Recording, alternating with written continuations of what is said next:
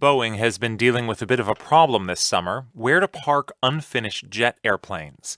Kinks in the supply chain of the company's popular 737 led the airline to park many of those planes without engines on a taxiway at the tiny Renton Municipal Airport outside of Seattle. NPR's David Shaper reports.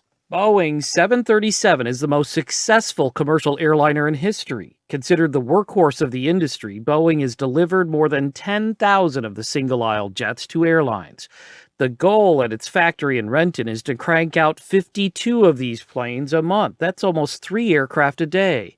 But this summer, that pace slowed way down. The problem came from suppliers who couldn't keep up with the increased rates. That's Connie Kelleher, a spokeswoman for the Machinists Union in Seattle. She says it's a problem when certain parts don't get to the factory in time. Our people may be doing work that's out of sequence where it wouldn't normally be installed on the plane. It might be in a different location now that they're having to do the installation. Workers are putting in overtime, and the company called back retirees to help catch up.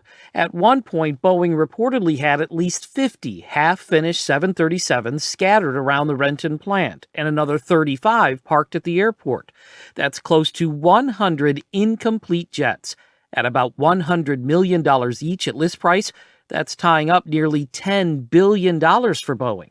At an investors conference last week, Boeing CEO Dennis Muilenburg acknowledged the problems. You see some pressure points in our supply chain as we've been ramping up. Muilenburg says Boeing increased its target production rate at the same time the company shifted gears from building mostly next-generation models to more fuel-efficient MAX versions of the plane. We've had to take some particular actions to beef up our supply chain, improve some of our processes, and work through some recovery actions. Muilenburg reassured analysts that the fuselage manufacturer and the engine maker, who were struggling to keep up, are now back on track.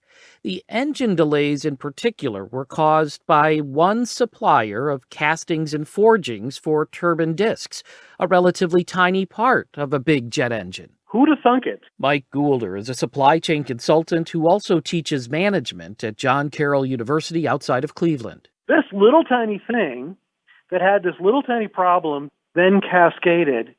The cascading was amplified by lean global supply chains and turned out to be this enormous problem. Goulder says the just-in-time supply chain does reduce costs and improve efficiencies by eliminating the need to stockpile goods and materials, but a little kink can create big bottlenecks.